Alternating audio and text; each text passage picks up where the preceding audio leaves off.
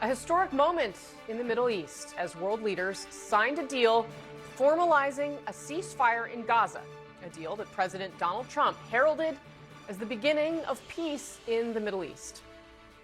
This is the historic dawn of a new Middle East. Generations from now, this will be remembered as the moment that everything began to change, and change very much for the better. Like the USA right now, it will be the golden age of Israel and the golden age of the Middle East. This took 3,000 years to get to this point. Can you believe it? And it's going to hold up, too. It's going to hold up. It's going to hold up, he says. That summit there in Egypt capping off a momentous day that saw Hamas release all 20 of the living Israeli hostages, reuniting them with their families after more than 2 years of captivity amid war.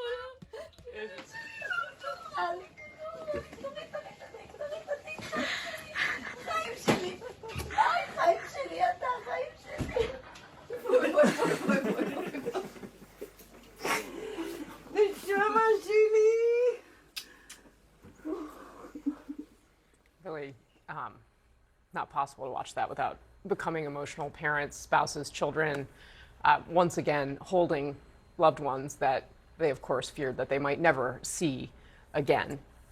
And at the same time, massive celebration broke out in Gaza. Israel released almost 2,000 Palestinians, many of whom were being held without charges. And now, the question, what comes next? Will this ceasefire hold? Will Hamas disarm?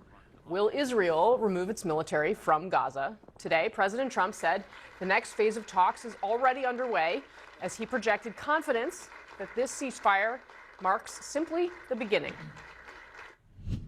After years of suffering and bloodshed, the war in Gaza is over. This will be maybe the greatest deal of them all, period. And I want to thank all of you and all of these great nations and this region for what it's gone through and all of the fights it's had, or life over death and hope over strife and harmony over hatred. That's what we want. We want it to be that way because together we're going to forge a magnificent, great, and enduring peace. All right, let's get off the sidelines, head into the arena. My panel is here. We also have CNN's Clarissa Ward in Israel and CNN's Nick Robertson on the ground in Egypt. Clarissa, let me start with you. You spent much of the day at what's become known as Hostages Square in Tel Aviv. What did you see? And, you know, we watched a little bit of the joy for some of these families, but talk about what they're feeling right now. Well, we saw people who had started arriving, Casey, at 4 or 5 in the morning, tens of thousands of them, many of them people, Israelis who had been coming to Hostages Square every single week for more than 2 years, demanding that all actions be taken to bring them home. Many of them were either friends of hostages or friends of hostages. This is a small country. There is a tight-knit sense of community. And for the people that we saw in that square, it was just so very important to be there, to bear witness, to welcome them home, to celebrate, and also to grieve. Early on in the day, I would say the atmosphere was quite subdued. People were taking a moment to reflect. We saw a lot of tears, we saw a lot of prayers, and then as the exchange got underway and those last final 20 living Israeli hostages finally made their way out of Gaza back into Israel,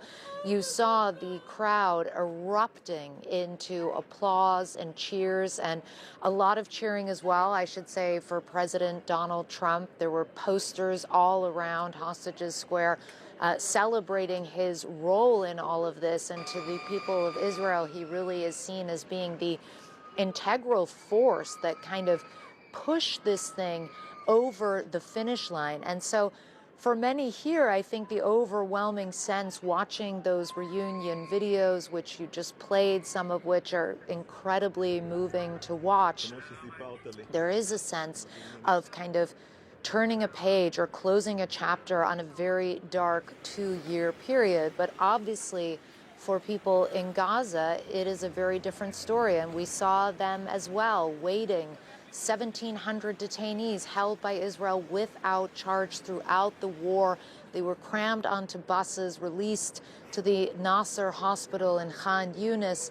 One man who hadn't realized until the moment he was released that his wife and daughters had been killed in an airstrike. And so you just have a sense of the scale of the pain, the grief, the loss, and also the enormity that now lies ahead in terms of, particularly with regards to Gaza, rebuilding, ensuring that the security situation does not become chaotic and kinetic once again, and of course getting that desperately needed massive surge into one of the worst humanitarian crises we have seen in recent history, Casey. Just really remarkable. And Nick Robertson, you're in Sharm el-Sheikh, Egypt, for us, and that is, of course, where this deal was signed. We still haven't seen the exact contents of what it is. Can you walk through what we do know and underscore the significance of this moment? Yeah, it is a significant moment, and President Trump was surrounded when he was signing this document by the mediators, by the President of Turkey, President of Egypt, the Emir of Qatar. They were all there signing this document, but as you rightly say, we don't know what was in that document. We don't know how the momentum and the spirit of this sort of hugely successful day of hostage release, prisoner release, ceasefire in place, how this translates going forward. Everyone said, let's look at the momentum here from phase 1 and push that into phase 2. But you looked at the faces of some of the leaders standing behind President Trump while he was there giving his speech. You know, you had the Greek Prime Minister, Mitsotakis, you had Giorgia Meloni, the Italian Prime Minister. Next to him, you had Shehbaz Sharif, the Pakistani Prime Minister. Next to him, Keir Starmer, the British Prime Minister. Next to him, Mark Carney. All these leaders had gone there to look for that momentum and to get some answers about how the situation moves forward. President Trump spoke about the money coming from some of the sort of Gulf partners and some of those others there to pay for the rebuilding. But what he didn't get into is the thorny issue of things like the International Stabilization Force. How many troops? It was talked about maybe 20 or 40,000, but it's unclear which countries they come from, what their mandate will be. Will they have the support and backing of the UN? All of these questions.